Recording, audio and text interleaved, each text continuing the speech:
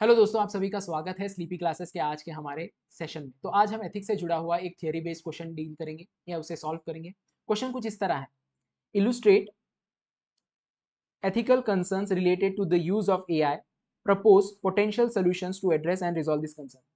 Question एक current based question, क्योंकि आप देखोगे आए दिन आपको आर्टिफिशियल इंटेलिजेंस के ऊपर कोई ना कोई आर्टिकल, कोई न्यूज़, करंट अफेयर्स आपको देखने में मिलता है। तो क्वेश्चन में दो पार्ट में क्वेश्चन पूछा गया है। पहला पार्ट जो है उसमें आपको पूछा गया है कि जो एआई है उसके जो एथिकल कंसर्न्स है, यानी उसके यूज़ के जो एथिकल कंसर्न्स है उसके बारे में आपको बताना है और उसको इलुस्ट्रेट करना है, यानी आपको एग्जांपल्स भी देने पड़े। इसके बाद पूछा गया है जो एथिकल कंसर्न्स है उसे कैसे जो है निजात पा सकते हैं या उसके ऊपर क्या सोल्यूशन हो सकता है। तो कैसे इसे सॉल्व कर सकते हैं, तीन पार्ट में ये आंसर दे सकते हैं, इंट्रो, बॉडी, कंक्लूजन। इंट्रो में either you can start with definition of AI, AI system होता क्या है, या आप ऐसा भी कर सकते हैं कि एआई की जो सिग्निफिकेंस है उसको आप यहाँ पे बता सकते हैं। फिर बॉडी में दो पार्ट में आप बॉडी को देखेंगे। पहला है कि एआई के जो कंसर्न्स हैं उसके यूज के कंसर्न्स, उसमें भी इलुस्ट्रेट यानी एग्जाम्पल, एग्जाम्पल बहुत जरूरी है यहाँ पे। और फिर सोल्यूशंस, और कंक्लूजन में आप वे फॉरवर्ड के रूप में कुछ चीजें बता सकते हैं। अब आर्टिफिशियल इंटेलिजेंस जो है उसका सिग्निफिकेंस कैसे हमें पता चलता है, तो एआई जो है बहुत ही रैपिडली एडवांस हो रहा है। कई सारी ऐसे इंटरेक्शंस हो रहे होंगे आपके सिस्टम्स के साथ जो आपको पता भी नहीं होंगे that these systems are AI based systems. तो ये जो एआई है इसका इतना ज़्यादा जो है प्रचलन बढ़ गया है, या हम कह सकते हैं इसका जो स्कोप है इतना ज़्यादा दायरा बढ़ गया है, और इसका एडवांटेजेस भी है। जैसे ये हमें एनेबल करता है इन ऑटोमेशन, कई सारे रिपीटेटिव काम होते हैं जो एआई बहुत ही जल्दी कर सकता है और बहुत ही ज़्यादा टाइम तक कर सकता है, या हम कह सकते हैं जो रिपीटेटिव टास्क है उसको ऑटोमेट कर सकते हैं हम, और हमारी जो प्रोडक्टिविटी है उसको बढ़ा सकते हैं, कॉस्ट को कम कर सकते हैं। ये एफिशिएंसी बढ़ाता है, क्योंकि जैसे मैंने कहा कि ये बहुत ही टाइम कंज्यूमिंग नहीं, बहुत ही जल्दी चीज़ें आपको प्रोवाइड करता है। डिसीजन मेकिंग भी इंप्रूव करता है, क्योंकि आप देखोगे ह्यूमन डिसीजन में एरर्स होते हैं, बट जो सिस्टम जनरेटेड डिसीजन होते हैं उनमें एरर्स की जो है गुंजाइश कम होती है।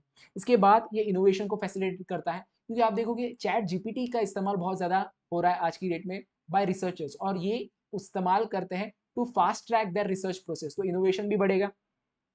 और कई सारे जो कॉम्प्लेक्स चैलेंजेस है वो जैसे क्लाइमेट चेंज है, हेल्थ रिलेटेड है, ट्रांसपोर्टेशन रिलेटेड है, अदर सेक्टर्स, इसमें भी एआई का इस्तेमाल आज की डेट में बहुत ज़्यादा हो रहा है। अब हम कह सकते हैं कनेक्टिंग सेंटेंस इस्तेमाल कर सकते हैं कि हाँ डेफिनेटली इसके एडवांटेजेस है, बट कुछ एथिकल कंसर्न्स भी हमें आए दिन दिखाई देते हैं ऑफ एआई, और वो क्या है बॉडी में हम डिस्कस करेंगे। पहला एथिकल कंसर्न है वो है bias and discrimination in AI systems या एआई एल्गोरिथम्स। एआई सिस्टम्स जो है इनको शुरुआती दौर में ट्रेन किया जाता है बाय यूजिंग सम डेटा, और ये जो डेटा है ये आप देखोगे कई बार इसमें प्रेजुडिसेस या हम कह सकते हैं बायसनेस होता है towards a particular section of society. Example के रूप में जो फेशियल रिकग्निशन सिस्टम्स है उसमें कई बार देखा गया है कि जो ब्लैक कम्युनिटी के लोग यानी अफ्रीकन कम्युनिटी के लोग हैं इनको अनफेयरली ट्रीट किया जाता है, क्योंकि जो शुरुआती दौर में उन एआई सिस्टम्स को ट्रेन किया गया उसमें जो डेटा था that was skewed towards advantage of one particular section of society and disadvantage of another section of society. तो ये एक आपको एथिकल कंसर्न दिखाई देता है। आपने देखा होगा हमने एथिकल कंसर्न भी बता दिया और एग्जाम्पल भी दे दिया, फेशियल रिकग्निशन सिस्टम। इसके बाद जो सबसे बड़ा चैलेंज आज की डेट में है, invasion of privacy and data protection. ये जो एआई सिस्टम है इसको डेटा बहुत लगता है, through out it's life cycle it needs lot of data, और ये जो डेटा है कहाँ से आता है, ये ऑनलाइन सिस्टम से आता है। कई बार आप जो किसी पर्टिकुलर सर्विस को कंसेंट देते हो तो वो जो डेटा है वो पार्टी जो है थर्ड पार्टी को भी बेचती है, और ये जो डेटा है फिर पूरे सिस्टम में फैला हुआ रहता है, और कई बार आपका पर्सनल डेटा इस्तेमाल हो सकता है अगेंस्ट यू। एग्जाम्पल के रूप में आप कह सकते हो कि जो AI powered smart home devices है, जैसे आपने नाम सुना होगा सीरी या एलेक्सा, ये कई बार आपका डेटा कलेक्ट करता है, और इसको जो है इस्तेमाल किया जा सकता है बाय सम मैलिशियस पार्टी, ना कि ये सिर्फ यही पर्टिकुलर पार्टी नहीं इस्तेमाल करेगी, मे बी ये जो जिसको ये बेचेगी वो इसका इस्तेमाल कर सकती है। और स्पेशली वुमेन फोक्स के लिए बहुत ज़्यादा ये चैलेंजिंग सिचुएशन है। क्यों? क्योंकि कई बार जो आपके प्रोफाइल पिक्चर्स होते हैं उसका इस्तेमाल किया जा सकता है फॉर क्रिएटिंग डीप फेक्स, जो कि नेक्स्ट हमारा जो है प्रॉब्लम है। प्रॉब्लम क्या है? मेलिशियस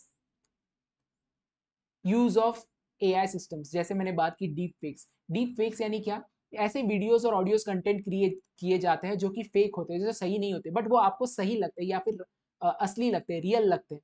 तो यहाँ पे आप देखोगे कई सारे सेलिब्रिटीज हैं आज की डेट में, उनके ऊपर डीप फेक्स बन रहे हैं, बहुत ही हिलेरियस है, बट आगे जाके इसका इस्तेमाल हो सकता है फॉर नेफेरियस एक्टिविटी, जैसे एक्सप्लिसिट कंटेंट क्रिएशन। या पोर्नोग्राफी।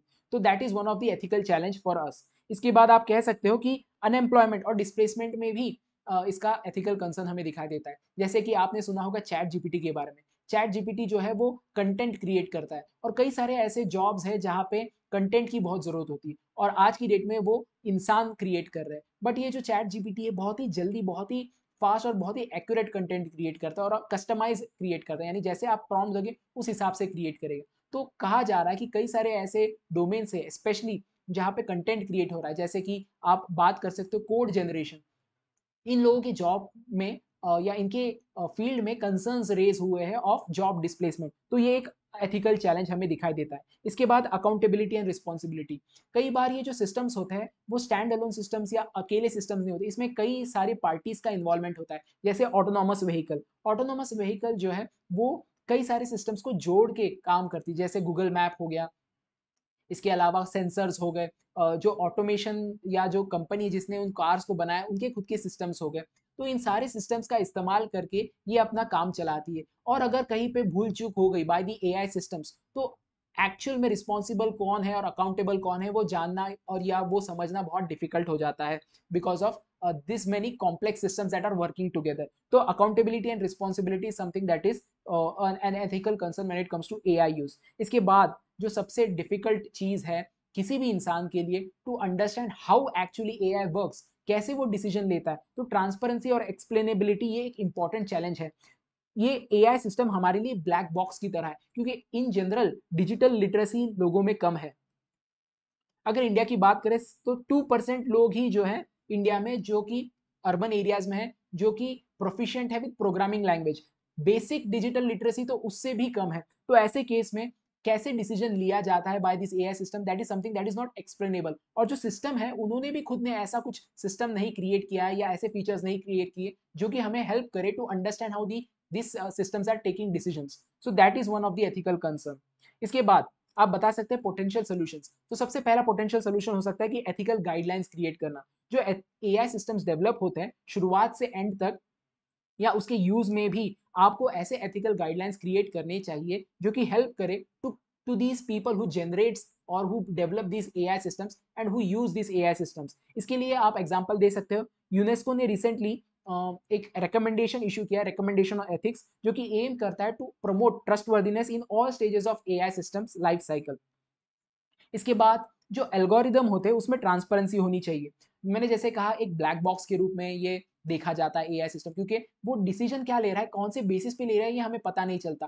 तो कहीं ना कहीं हमें ऐसा फीचर ऐड करना चाहिए जैसे एक्सप्लेनेबल एआई, जो कि आपको विजुअली या टेक्स्ट के रूप में बता सके कि ये डिसीजन एआई सिस्टम ने कैसे लिया और क्यों लिया। उसके जो जस्टिफिकेशन है या वैलिडेशन या रीजन है वो आपको पता होने जरूरी है। इससे क्या होगा कि आप डिटेक्ट कर पाओगे कि कहीं पे ये जो एआई सिस्टम है कॉम्प्रोमाइज तो नहीं।